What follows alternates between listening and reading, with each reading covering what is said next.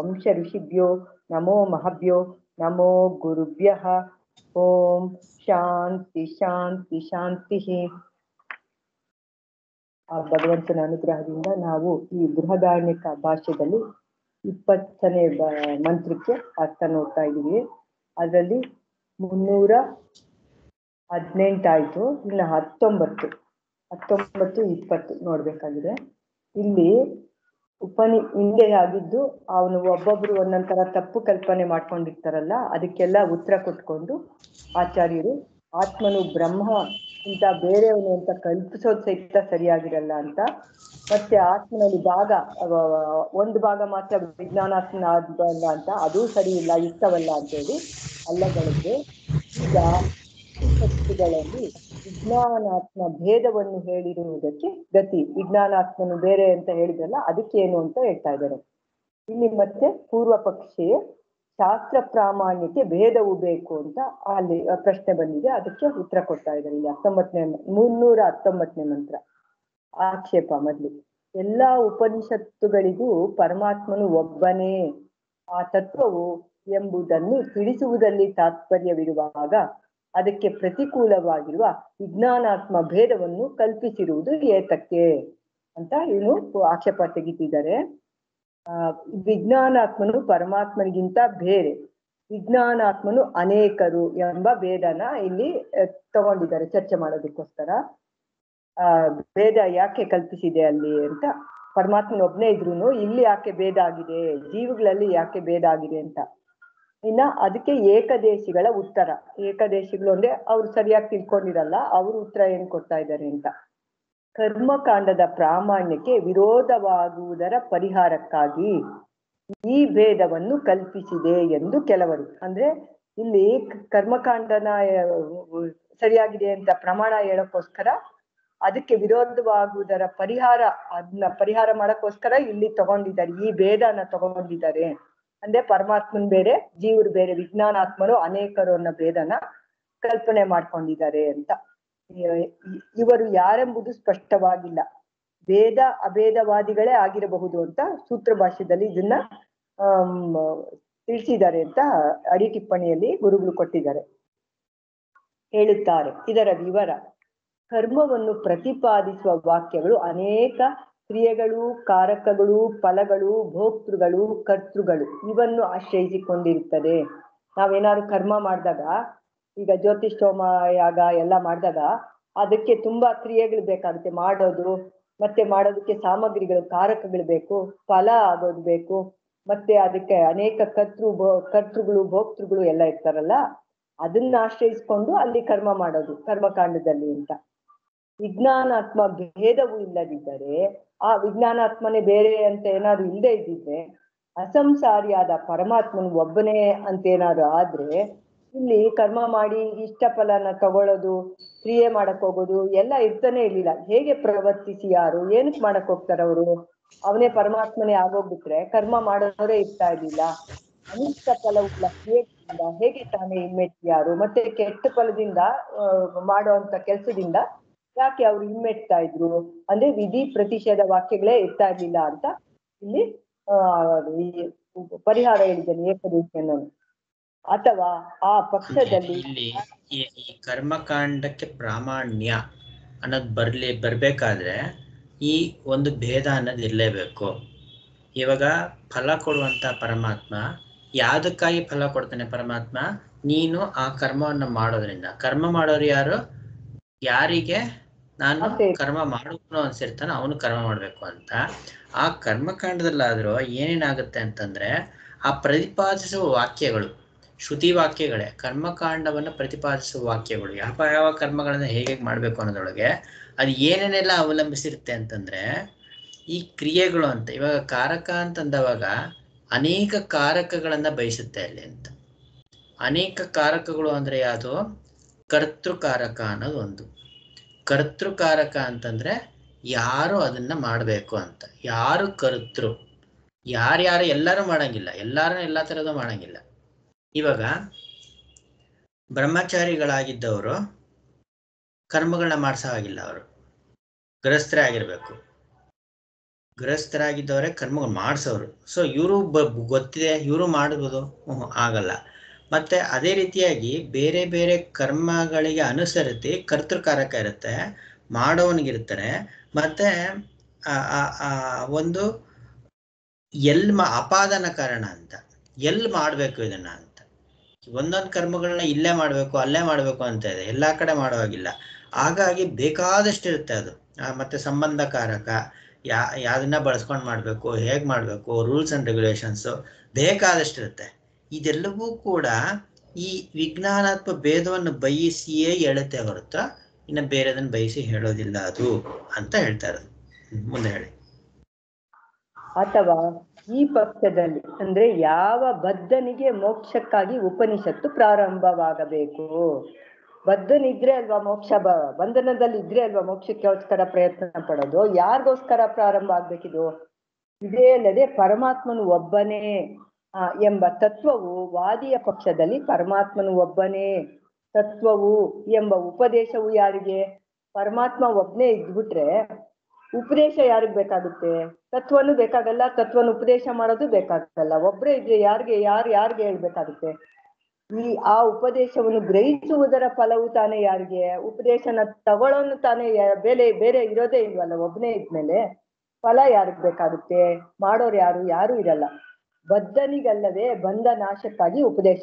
ಯಾರು ಬದ್ಧನಾಗಿರ್ತಾನೋ ಅವನ್ಗಲ್ವಾ ಬಿಡುಗಡೆಗೋಸ್ಕರ ಉಪದೇಶ ಬೇಕಾಗೋದು. ಅವನಿಲ್ಲದೆ ಹೋದರೆ ಉಪನಿಷತ್ ಶಾಸ್ತ್ರಕ್ಕೆ ವಿಷಯವೇ ಇಲ್ಲದೆ ಹೋಗುವುದು. ಉಪನಿಷತ್ತು ಶಾಸ್ತ್ರ ಹೇಳಕ್ಕೆ ಅದಕ್ಕೇನು ವಿಷಯನೇ ಇರೋದಿಲ್ಲ. ಈ ತರ ಒಬ್ನೇ ಇದ್ಮೇಲೆ, ಬಂಧನ ಮೋಕ್ಷ ಯಾವ್ದು ಇಲ್ಲದೆ ಇದ್ಮೇಲೆ, ಒಬ್ನೇ ಪರಮಾತ್ಮ ಇದ್ಮೇಲೆ ಇದು ಬೇಕೇ ಆಗೋದಿಲ್ಲ ಅಂತ ಅವನು ವಾದ ಮಾಡ್ತಾ ಇದ್ದಾರೆ. ಉಪದೇಶಕ್ಕೆ ಬದ್ಧನೆಂಬ ಅಧಿಕಾರಿ ಉಪದೇಶವನ್ನು ಗ್ರಹಿಸುವುದರ ಫಲ ಎಂಬ ಭೇದವು ಆತ್ಮೈಕತ್ವವಾದಿ ಪಕ್ಷದಲ್ಲಿ ಇರಲಾರದು ಅಂತ ಅವನು ವಾದ ಮಾಡ್ತಾ ಇದ್ದಾನೆ. ಮತ್ತೆ ಮುಂದುವರಿಸಿಕೊಂಡದನ್ನು, ಹೀಗಿರುವುದರಿಂದ ಉಪನಿಷತ್ವಾದಿಯ ಪಕ್ಷಕ್ಕೆ ಕರ್ಮಕಾಂಡವಾದಿಯ ಪಕ್ಷದಂತೆಯೇ ಚೋದ್ಯ ಪರಿಹಾರಗಳ ವಿಷಯದಲ್ಲಿ ಮಾರ್ಗವು ಸಮನಾಗಿದೆ ಎಂದಾಯಿತು. ಉಪನಿಷತ್ತು ಏಕತ್ವ ಹೇಳ್ತಾರೋ ಅವನ ಪಕ್ಷಕ್ಕೂ, ಕರ್ಮಕಾಂಡ ಮಾಡ್ತಾನಲ್ಲ ಅವನ ಪಕ್ಷಕ್ಕೂ ಒಂದೇ ಅಂದಂಗಾಯ್ತು. ಪರಿಹಾರಗಳು ವಿಷಯಗಳ ಮಾರ್ಗವು ಇಬ್ರಿಗೂ ಸಮಾನವಾಗಿದೆ ಅಂತ ಅಂದಂಗಾಗೋಗ್ಬಿಟ್ಟೈತೆ ಅಂತ ಹೇಳ್ತಾ ಇದ್ದಾನೆ. ಏಕೆಂದರೆ ಭೇದಗಳಿಲ್ಲದೆ ಕರ್ಮಕಾಂಡಕ್ಕೆ ವಿಷಯವಿಲ್ಲವೆಂದಾಗಿ, ಅಂದ್ರೆ ಮಾಡ್ಸೋರು ಅದಕ್ಕೆ ಆಸೆ ಇರೋರು, ಜ್ಯೋತಿಷ್ಠೋಮಕ್ಕೆ ಕ್ರಿಯೆಗಳು, ಕಾರಕ, ಕರ್ತೃ, ಭೋಕ್ತೃ ಎಲ್ಲ ಬೇಕಲ್ವಾ, ಅದಕ್ಕೆ ವಿಷಯನೇ ಇಲ್ದಂಗ ಆಗೋಗ್ಬಿಡುತ್ತೆ. ಭೇದ ಇಲ್ಲದೆ ಇದ್ರೆ ಅದೇ ಪ್ರಾಮಾಣ್ಯಕ್ಕೆ ತಾನೇ ಇಲ್ಲವಾಗುತ್ತದೆ. ಅದು ಪ್ರಾಮಾಣ್ಯ ಅದೇ ಒಬ್ಬನೇ ಇದ್ಬಿಟ್ರೆ ಬೇಕೇ ಆಗೋದಿಲ್ವಲ್ಲ, ಅದು ಕರ್ಮಕಾಂಡನೂ ಬೇಕಾಗೋದಿಲ್ಲ ಅಂತ ಹೇಳ್ತಾ ಇದ್ದಾನೆ. ಉಪನಿಷತ್ತು ಹಾಗೆಯೇ, ಉಪನಿಷತ್ಗೂ ಅದೇ ತರನೇ ಆಗುತ್ತೆ. ಕರ್ಮಕಾಂಡದಂತೆ ಉಪನಿಷತ್ತಿಗೂ ಪ್ರಾಮಾಣ್ಯ ಉಂಟಾಗುವುದಕ್ಕೆ ಭೇದವು ಅವಶ್ಯ ಅಂತ. ಕರ್ಮಕಾಂಡ ತರನೇ ಜ್ಞಾನಕಾಂಡಕ್ಕೂ ಈ ಭೇದ ಬೇಕು, ಇಲ್ಲ ಅಂದ್ರೆ ಆಗೋದಿಲ್ಲ. ಭೇದವಿಲ್ಲದೆ ಇದ್ದರೆ ಎರಡಕ್ಕೂ ಪ್ರಾಮಾಣ್ಯ ಉಂಟಾಗೋದಿಲ್ಲ. ಇದಕ್ಕೆ ಭೇದ ಇದ್ರೇನೆ ಕರ್ಮಕಾಂಡ ಆಗ್ಲಿ ಜ್ಞಾನಕಾಂಡ ಆಗ್ಲಿ ಆತ್ಮೈಕತ್ವ ವಿದ್ಯೆ ಒಂದೇ ಏಕತ್ವ ಹೇಳ್ತಾ ಇಲ್ಲ. ಭೇದ ಇದ್ರೆ ಮಾತ್ರ ಇದು ಕರ್ಮಕಾಂಡ ಜ್ಞಾನಕಾಂಡ ಎರಡಕ್ಕೂ ಪ್ರಾಮಾಣ್ಯ ಬರೋದು ಅಂತ ಹೇಳ್ತಾ ಇದ್ದೇನೆ. ಹೀಗಿರುವುದರಿಂದ ಯಾವುದು ಪ್ರಮಾಣವೆಂದರೆ ಸ್ವಾರ್ಥ ವಿಘಾತವು ಇರುವುದಿಲ್ಲವೋ ಆ ಕರ್ಮಕಾಂಡಕ್ಕೆ ಪ್ರಾಮಾಣ್ಯವಿರಲಿ. ಅಂದ್ರೆ ಇಲ್ಲಿ ಸ್ವಾರ್ಥ ವಿಘಾತವು ಇರುವುದಿಲ್ಲವೋ ಅಂದ್ರೆ ಎಲ್ಲಿ ಸ್ವಾರ್ಥ ಇರಲ್ವೋ ಆಗ ಆ ಕರ್ಮಕಾಂಡಕ್ಕೆ ಪ್ರಾಮಾಣ್ಯವಿರೋದಿಲ್ಲ, ವಿರೋಧ ಇರೋದಿಲ್ಲ. ಕರ್ಮಕಾಂಡಕ್ಕೆ ಪ್ರಾಮಾಣ್ಯಕ್ಕೆ ತಾನೇ ಇಲ್ಲವಾಗುತ್ತದೆ. ಆಯ್ತಾ? ಇವಾಗ ಅದು ಕರ್ಮಕಾಂಡದ ವಾಕ್ಯ ಪ್ರಾಮಾಣ್ಯ ಆಗ್ಬೇಕು ಅಂದ್ರೆ ತಾನೇ ಇಲ್ಲದಾದ್ಮೇಲೆ ಪ್ರಮಾಣನೇ ಆಗಲ್ಲ ಅದು, ಸರಿನಾ? ಮತ್ತೆ ಉಪನಿಷತ್ತು ಹಾಗೆಯೇ ಹೀಗಿರುವುದರಿಂದ, ಉಪನಿಷತ್ತು ಹಾಗೆ ಯಾಕೆ? ಇವಾಗ ಕರ್ಮಕಾಂಡದಲ್ಲಿ ಕಾರಕಗಳು ಯಾವುದು ಇಲ್ಲ ಅಂತಂದ್ರೆ ಪ್ರಮಾಣ ಆಗಲ್ಲ. ಉಪನಿಷತ್ತು ಹಾಗೆ ಅಂತ ಯಾಕಂದ್ರೆ ಬದ್ಧನೇ ಇಲ್ಲ ಅಂದ್ಮೇಲೆ, ಎಲ್ಲ ಪರಮಾತ್ಮ ಅಂದ್ಮೇಲೆ ಹಾಗೆ ಯಾರಿಗದೆ ಹೀಗಿರುವುದರಿಂದ ಯಾವುದು ಪ್ರಮಾಣವೆಂದಾದರೆ ಸ್ವಾರ್ಥ ವಿಘಾತವು ಇರುವುದರಿಂದ ಇರುವುದಿಲ್ಲವೋ ಅಂತ. ಸ್ವಾರ್ಥ ವಿಘಾತ ಅಂತಂದ್ರೆ ಏನು?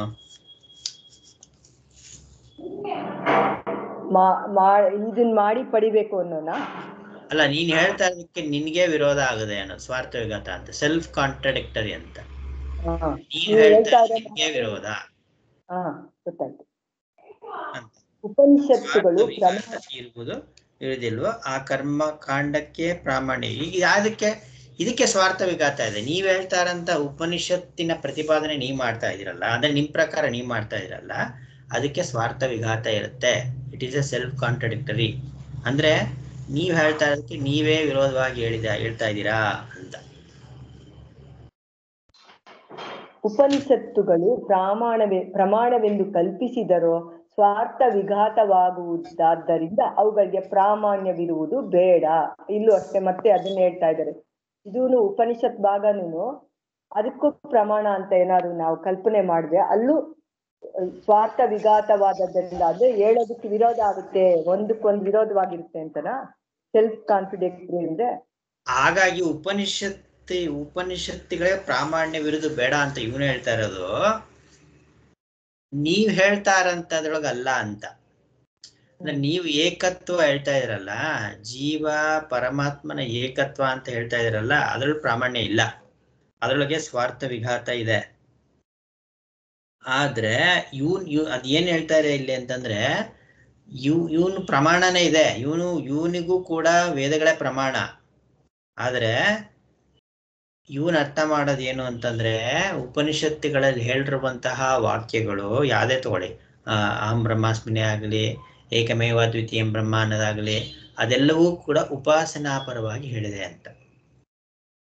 ಆಚಾರ್ಯ ಶಂಕರಾಚಾರ್ಯರು ಬಿಟ್ರೆ ಬೇರೆ ಈಗಿನ ಆಚಾರ್ಯರುಗಳು ಅಂತ ತುಂಬಾ ಪ್ರಸಿದ್ಧಿ ಆಗಿದಾರಲ್ಲ, ಆ ಆಚಾರ್ಯಗಳೆಲ್ಲರೂ ಕೂಡ ಹೀಗೆ ಅರ್ಥ ಮಾಡುವಂಥದ್ದು. ಗುರುವಾರ ಬಂದ್ರೆ ಬಹಳ ದೊಡ್ಡದಾಗಿ ನೆನ್ಸ್ಕೊಂಡು ಕೂಡ ಓಡ್ತೀವಲ್ಲ ನಾವು ರಾಯರ ಮಠಕ್ಕೆ, ಅಂಥವರೆಲ್ಲ ಇದೇ ತರನೇ ಅರ್ಥ ಮಾಡಿರೋದು. ಏನು, ಅದೆಲ್ಲವೂ ಕೂಡ ಆರಾಧನೆಗಾಗಿ ಬಂದಿದೆ, ಆ ವಾಕ್ಯಗಳೆಲ್ಲ ಬಂದಿರುವಂಥದ್ದೇ ಆರಾಧನೆಗಾಗಿ ಅಂತ. ಅದ್ರೊಳಗೆ ಏನು ಪ್ರಾಮಾಣ್ಯ ಅಂತ ಹೇಳ್ತಾ ಇರೋದು. ಏನು ಅರ್ಥ ಆಯ್ತಾ? ಅದಕ್ಕೆ ಪ್ರಾಮಾಣ್ಯ, ಉಪನಿಷತ್ತುಗಳಿಗೆ ಪ್ರಾಮಾಣ್ಯ ಇಲ್ಲ ಅಂತಲ್ಲ, ಈಗಂತ ಉಪಾಸನೆ ಮಾಡ್ಬೇಕು ಅನ್ನೋದ್ರಾಗ ಪ್ರಾಮಾಣ್ಯ ಇದೆ ಹೊರತು ನೀವ್ ಹೇಳುವಂತ ಏಕತ್ವ ಜ್ಞಾನದಲ್ಲಿ ಪ್ರಾಮಾಣ್ಯ ಇಲ್ಲ ಅಂತ. ಕರ್ಮಕಾಂಡವು ಪ್ರಮಾಣವಾಗಿದ್ದುದು ಅಪ್ರಮಾಣವಾಗುವುದು ಯುಕ್ತವಲ್ಲವಲ್ಲವೇ? ಪ್ರದೀಪವು ಬೆಳಗತಕ್ಕ ವಸ್ತುವನ್ನು ಬೆಳಗಿಯೂ ಬೆಳಗುತ್ತದೆ, ಬೆಳಗುವುದೂ ಇಲ್ಲ ಎಂಬುದು ಸರಿಯಾಗಲಾರದಷ್ಟೇ. ಅಂದ್ರೆ ಒಂದಕ್ಕೊಂದು ವಿರುದ್ಧವಾಗಿರ್ತೈತೆ. ಬೆಳಗುತ್ತೆ, ದೊಡ್ಡ ದೀಪ ಬೆಳಗುತ್ತೆ, ಅದು ಬೆಳಗೋದು ಇಲ್ಲ ಅಂತ ಹೇಳ್ಬಿಟ್ರೆ ಒಂದಕ್ಕೊಂದು ವಿರೋಧ ಆಗುತ್ತಲ್ಲ, ಹಂಗಾಗುತ್ತೆ ನೀವು ಮಾಡ್ತಾ ಇರೋದು. ದೊಡ್ಡ ದೀಪ ಅಂದ್ರೆ ಹಿಂದೆ ಎಲ್ಲ ಸ್ಟ್ರೀಟ್ ಲೈಟ್ಸ್ ಇಲ್ವಲ್ಲ, ದೊಡ್ಡ ಕುಂಡದಲ್ಲಿ ಎಲ್ಲ ಉರಿಸ್ತಾ ಇದ್ರು ಅಂತ.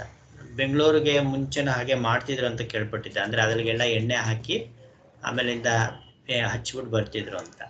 ಸೊ ಹಾಗೆ ಇದು ವಿರೋಧ ಇದೆ ಇದ್ರೊಳಗೆ ಅಂತ ಇವನು ತೋರಿಸ್ಕೊಡ್ತಾ ಇರೋದು. ಈಗ ಈ ಅಧ್ಯಾಸ ಭಾಷೆದಲ್ಲಿ ಆಚಾರ್ಯರು ಅಧ್ಯಾಸ ಭಾಷೆದಲ್ಲೇನೆ ಇದಕ್ಕೆ ಪರಿಹಾರ ಕೊಟ್ಬಿಟ್ಟಿದ್ದಾರೆ. ಹೇಗೆ ಪರಿಹಾರ ಕೊಟ್ಟಿದ್ದಾರೆ? ಸ್ವಲ್ಪ ಎಷ್ಟೆಷ್ಟು ಗೊತ್ತಾಗುತ್ತೋ ಅಷ್ಟು ಹೇಳಿ. ಅಧ್ಯಾಸ ಭಾಷೆ ನೇರಾಗ ತಗೊಂಡಂತ ಹೇಳ್ಬೇಕಾಗಿಲ್ಲ, ಹೇಗೆ ಹೇಳಿದ್ರೆ ಇದನ್ನ? ಅಂದ್ರೆ ನೈಸರ್ಗಿಕವಾಗಿ ಆಗ್ತಾ ಇದೆ ನಿನ್ ಕಣ್ಮುಂದೆನೆ, ಇದಕ್ಕೆ ಬೇರೆ ಪ್ರಮಾಣ ಏನಕ್ಕೆ ಬೇಕು ಅಂತ ಹೇಳಿ. ಅಲ್ಲ, ಅದು ಬೇರೆ. ಅದು ಅಂದ್ರೆ ಇವಾಗ ಇವ್ನು ಹೇಳ್ತಾನಲ್ಲ, ಕರ್ಮಕಾಂಡಕ್ಕೆ ಪ್ರಾಮಾಣ್ಯ ಇಲ್ದಿರಂಗ್ ಆಗ್ಬಿಡುತ್ತೆ, ಮತ್ತೆ ನೀವ್ ಹೇಳ್ತಾ ಇರತ್ತ ಮೋಕ್ಷಶಾಸ್ತ್ರಕ್ಕೂ ಪ್ರಾಮಾಣ್ಯ ಇಲ್ದಿರಂಗ್ ಆಗ್ಬಿಡುತ್ತೆ ಅನ್ನೋ ವಿಷಯದಲ್ಲಿ ಏನ್ ಹೇಳಿದ್ದಾರೆ?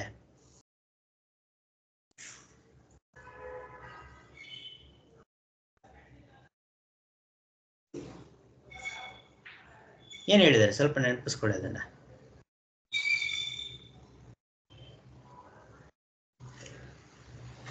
ಅಧ್ಯಾಸ ಭಾಷಾರ್ಥ ವಿಮರ್ಶೆ ಆಗಿದೆಯಲ್ವಾ? ಆಗಿದೆ, ಬರ್ತಿಲ್ಲ ಏನು ಅಂತ. ಅಲ್ಲ, ಅದು ಆತ್ಮ ಬರ್ತಿಲ್ಲ, ಅದು ಸರಿ. ಬಟ್ ಸ್ವಲ್ಪ ನೆನ್ಪಿಟ್ಕೊಳ್ಬೇಕು ಅದೆಲ್ಲ. ಅದು ಬಹಳ ಮುಖ್ಯ ಅಧ್ಯಾಸ ಭಾಷ್ಯ. ಒಂದ್ಸತಿ ಯಾಕಂದ್ರೆ ಜಾಸ್ತಿ ಇಲ್ವಲ್ಲ, ಸ್ವಲ್ಪ ಓದ್ಕೊಂಡು ಎಲ್ಲ ಮುಖ್ಯವಾಗಿರೋದ್ರಿಂದ ಅದು ನೋಡ್ಕೊಳ್ಬೇಕು.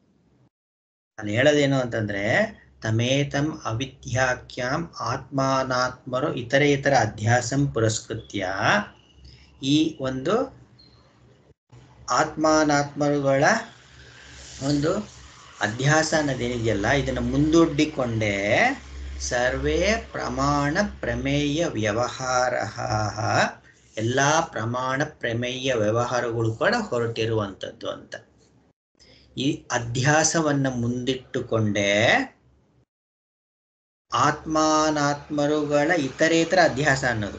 ಮೊದಲು ಅಧ್ಯಾಸ ಸಿದ್ಧ ಮಾಡಿದ್ರು, ಅಧ್ಯಾಸ ಇದೆ ಅಂತ, ಆಯ್ತಾ? ಈ ಅಧ್ಯಾಸವನ್ನ ಮುಂದಿಟ್ಟುಕೊಂಡೆ ಪುರಸ್ಕೃತ್ಯ ಸರ್ವೇ ಪ್ರಮಾಣ ಪ್ರಮೇಯ ವ್ಯವಹಾರಾಹ ಅಂತ. ಯಾವ್ದು ಪ್ರಮಾಣ ಪ್ರಮೇಯ ವ್ಯವಹಾರ ಅಂತಂದ್ರೆ ಮೊದಲಿಗೆ ಲೌಕಿಕ ವ್ಯವಹಾರ, ಪ್ರಮಾಣ ಪ್ರಮೇಯ ವ್ಯವಹಾರನೇ ತಾನೆ ಅದು.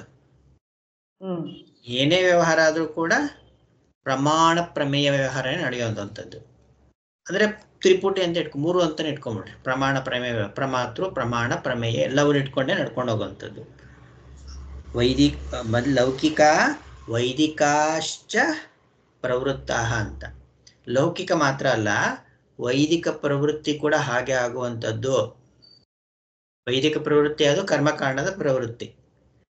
ಕರ್ಮಕಾಂಡ ಮಾತ್ರ ಅಂತ ಅಲ್ಲ, ಯಾವ್ದಾದ್ರೂ ತಗೊಳ್ಳಿ. ಇವಾಗ ನಿತ್ಯ ಕರ್ಮ ಎಲ್ಲವೂ ವೈದಿಕವೇ.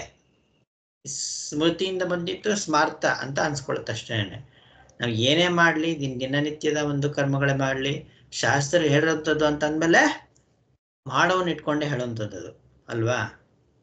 ಹಾಗಾಗಿ ಅದು ಕೂಡ ಈ ಅಧ್ಯಾಸವನ್ನು ಮುಂದಿಟ್ಕೊಂಡೇ ಹೇಳ್ತಾ ಇರುವಂಥದ್ದು, ಅಧ್ಯಾಸದ ಕ್ಷೇತ್ರದಲ್ಲೇ ಬರುತ್ತೆ.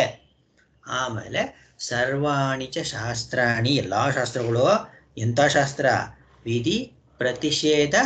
ವಿಧಿ ಪ್ರತಿಷೇಧ ಶಾಸ್ತ್ರಗಳು ಅನ್ನೋದೇನಿದೆಯಲ್ಲ, ಈ ಧರ್ಮ ಅಧರ್ಮ, ಈಗ ಮಾಡಿದ್ರೆ ಒಳ್ಳೇದಾಗುತ್ತೆ, ಈಗ ಮಾಡಿದ್ರೆ ಒಳ್ಳೇದಾಗಲ್ಲ ಅಂತ ಹೇಳುವಂಥ ವಿಧಿ ಪ್ರತಿಷೇಧ ಶಾಸ್ತ್ರವು ಅಷ್ಟು ಮಾತ್ರ ಅಲ್ಲ, ಮೋಕ್ಷ ಪರಾಣಿಚ, ಮೋಕ್ಷ ವ್ಯವಹಾರವೂ ಕೂಡ ಅವಿದ್ಯಾ ಕ್ಷೇತ್ರದಲ್ಲೇ ಇರುವಂಥದ್ದು ಅಂತ, ಆಯ್ತಾ?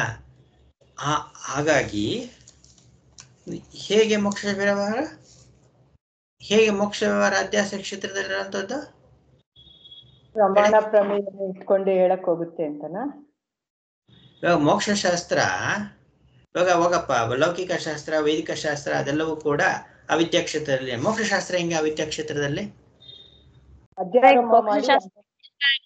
ಅಧ್ಯಾರೋಪ ಮಾಡಿ ಈಗ ಹೇಳ್ತಾ ಇರೋದೇ ಒಬ್ಬ ಬದ್ಧ ಇದಾನೆ ಅನ್ಕೊಂಡೆ ಹೇಳ್ತಾ ಇರೋದ್ರಿಂದ ಅದು ಅಧ್ಯಾರೋಪನೇ ಆಗುತ್ತೆ. ಆದ್ರೆ ಯಾರು ಇಲ್ಲ, ಯಾರಿಗೂ ಬಂಧನ ಇಲ್ಲ. ಆದ್ರೆ ಮೋಕ್ಷ ಅನ್ನೋನು ಇಲ್ಲ. ಗೌಡಪದ ಕಾರ್ಯಕ್ಕೆ ನೆನಪಿದೆಯಾ ಒಂದು? ನಾನಿರೋದು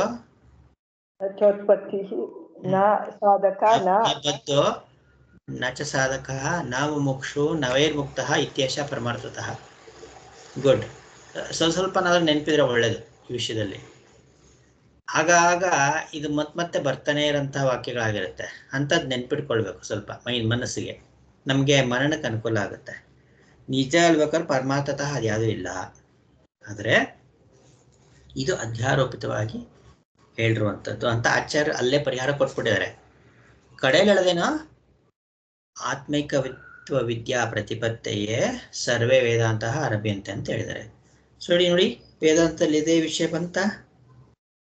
ನಾವು ಅಧ್ಯಾಸ ಭಾಷ್ಯನ ಸರಿಯಾಗಿ ಅರ್ಥ ಮಾಡ್ಕೊಂಡ್ರೆ ನಿಜ ಹೇಳ್ಬೇಕಂದ್ರೆ ಅಲ್ಲೇ ಮೋಕ್ಷ ಆಗ್ಬಿಡುತ್ತೆ. ನಮ್ಗೆ ಇದೆಲ್ಲ ನೋಡ್ಕೊಳ್ಳೋಂಥದ್ದು ಒಂಥರ ಫ್ರೇಮ್ ವರ್ಕ್ ಇದ್ದ ಹಾಗೆ ಅದು ಅಂತ ಅಂದ್ಬಿಟ್ಟು, ಆಯ್ತಾ? ಹಾಗಾಗಿ ಈ ಇದರೊಳಗೆ ಅದು ಶಾಂಕರ ವೇದಾಂತ ಸೌರಭದಲ್ಲೂ ಕೂಡ 5 ವಿಷಯಗಳನ್ನ ತಗೊಂಡ್ಮೇಲೆ ಮೊದಲನೇ ಪ್ರಕರಣವೇ ಬಂದಿರೋದು ಯಾವುದು ಅಂತಂದ್ರೆ ವಿದ್ಯೆಗಳ ಅಧ್ಯಾರೋಪ ಬ್ರಹ್ಮಬೋಧ ಅಂತ. ಸ್ವಾಮಿಗಳು ಅವ್ರದ್ದು ಶುದ್ಧ ಶಾಂಕರ ಪ್ರಕ್ರಿಯೆ ಭಾಸ್ಕರ ಅಂತ ಪುಸ್ತಕ ಇದೆ. ಶುದ್ಧ ಶಾಂಕರ ಪ್ರಕ್ರಿಯೆ ಭಾಸ್ಕರ ಅಂತ ಇಂಗ್ಲಿಷ್ನಲ್ಲಿ ಸ್ವಾಮಿಗಳೇ ಟ್ರಾನ್ಸ್ಲೇಟ್ ಮಾಡಿದ್ದಾರೆ. ಕನ್ನಡದಲ್ಲಿ ಅದ್ವೈತಾನಂದರು ಟ್ರಾನ್ಸ್ಲೇಟ್ ಮಾಡಿದ್ದಾರೆ ಶುದ್ಧ ಶಾಂಕರ ಪ್ರಕ್ರಿಯೆ ಭಾಸ್ಕರ ಅಂತ. ಇದರೊಳಗೆಲ್ಲಾನು ಅಂದರೆ ಪಂಡಿತರುಗಳಿಗೆಲ್ಲಾನು ಸರಿಯಾಗಿ ವಿಷಯ ತಿಳಿಯಲಿ ಅನ್ನೋ ಕಾರಣಕ್ಕಾಗಿ ಅಧ್ಯಾಸ ಮತ್ತೆ ಅಧ್ಯಾರೋಪ ವ್ಯತ್ಯಾಸ, ಅಧ್ಯಾರೋಪದಿಂದಲೇ ಈ ಬೋಧನೆಯನ್ನು ಶುರುವಾಗುವಂಥದ್ದು. ನಾನು ಬದ್ಧ ಮೋಕ್ಷ ಅನ್ನುವುದು ಕೂಡ ಅಧ್ಯಾರೋಪದ ಒಳಗಡೆ ಇರುವಂಥದ್ದು. ಅಂದರೆ ಮುಖ್ಯವಾದಂತಹ ವಿಚಾರಗಳು ಅದೆಲ್ಲವೂ ಕೂಡ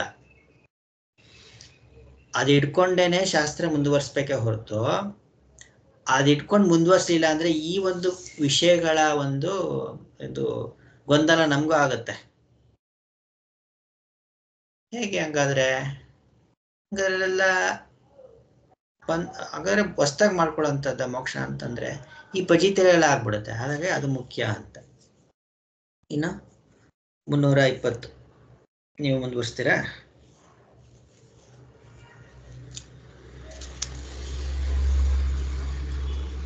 ನೀವು ಮುಂದುವರಿಸಿ 320. ನಾನಾ ಸರ್? ಯಾರಾದ್ರೂ ಪರವಾಗಿಲ್ಲ. ಆತ್ಮೈಕತ್ವವಾದದಲ್ಲಿ ಪ್ರತ್ಯಕ್ಷಾದಿ ವಿರೋಧ. ಸೊ ಇದು ಪೂರ್ವ ಪಕ್ಷಿ ಏನ್ ಹೇಳ್ತಿದ್ದಾರೆ ಅಂತಾನೆ, ಪ್ರತ್ಯಕ್ಷಾದಿ ಪ್ರಮಾಣ ಪ್ರತಿಷೇಧಾತ್ ಕ್ಷ, ಪ್ರತ್ಯಕ್ಷ ಮುಂತಾದ ಪ್ರಮಾಣಗಳಿದೆಯಲ್ಲ ಅದು ವಿರೋಧವಾಗಿದೆ ಎಂದು ಅಂತ ತಿಳ್ಕೋಬೇಕು. ಅಂದ್ರೆ ಅವ್ರು ಏನ್ ಹೇಳ್ತಿದ್ದಾರೆ ಅಂದ್ರೆ, ನ ಕೇವಲಂ ಉಪನಿಷದಃ ಬ್ರಹ್ಮೈಕತ್ವಂ ಪ್ರತಿಪಾದಯಂತ್ಯಃ ಸ್ವಾರ್ಥ ವಿಘಾತಕಂ ಕರ್ಮಕಾಂಡ ಪ್ರಾಮಾಣ್ಯ ವಿಘಾತಂ ಚ ಕುರ್ವಂತಿ. ಉಪನಿಷತ್ತುಗಳು ಬ್ರಹ್ಮೈಕತ್ವವನ್ನು ತಿಳಿಸುತ್ತೆ ಅಂತ ಅಂದ್ರೆ ಸ್ವಾರ್ಥ ವಿಘಾತವು ಕರ್ಮಕಾಂಡದ ಪ್ರಾಮಾಣ್ಯಕ್ಕೆ ವಿಘಾತವನ್ನೂ ಮಾಡುತ್ತದೆ ಎಂಬುದಿಷ್ಟೇ ಅಲ್ಲ.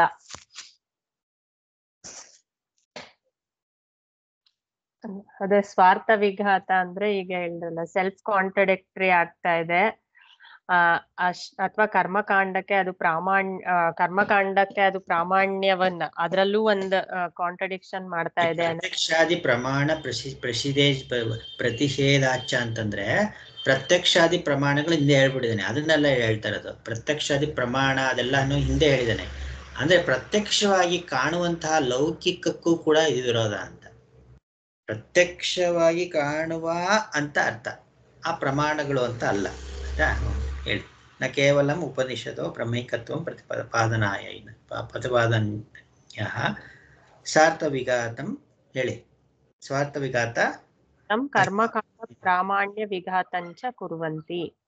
ಉಪನಿಷತ್ತುಗಳು ಬರೀ ಬ್ರಹ್ಮೈಕತ್ವವನ್ನು ತಿಳಿಸುತ್ತೆ ಅಂತ ಹೇಳಿದ್ರೆ ಅದು ನಿಮ್ಗೆ ಒಂದಕ್ಕೊಂದು ವಿರೋಧ ಆಗತ್ತೆ.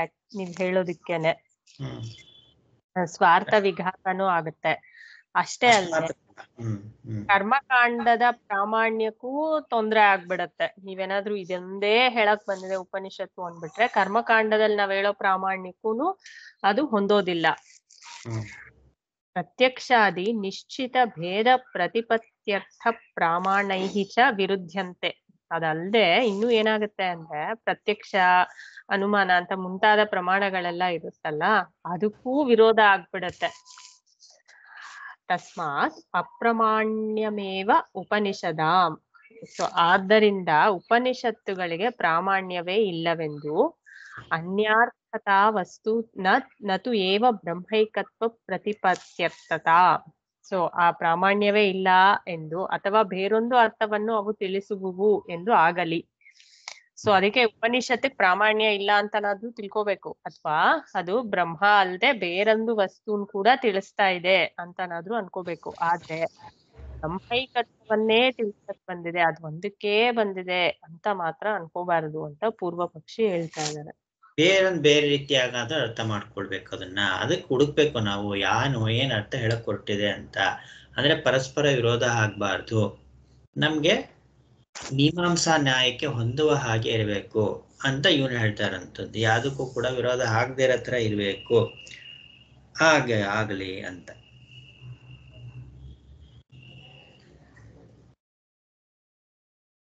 ಏಕತ್ವ ಅಂತೂ ಇಲ್ಲವೇ ಇಲ್ಲ ಅಂತ ಇದನ್ನು ಕೇಳ್ಬೇಕು ಸರ್. ಇದು ಉಪಾಸನೆ ಅಂತ ಹೇಳ್ತಾ ಇದ್ದಾನಲ್ವಾ ಅವನು, ಕೆಳಗಡೆ ಅಡಿ ಟಿಪ್ಪಣಿಯಲ್ಲಿ ಕೊಟ್ಟಿದ್ದಾರೆ ನೋಡಿ. ಉಪಾಸನಾದಿ ಪರ ಅಂತ ಕಲ್ಪಿಸಿದರೆ ಪ್ರಾಮಾಣ್ಯವು ಬರಬಹುದೆಂದು ಅವನ ಅಭಿಪ್ರಾಯ.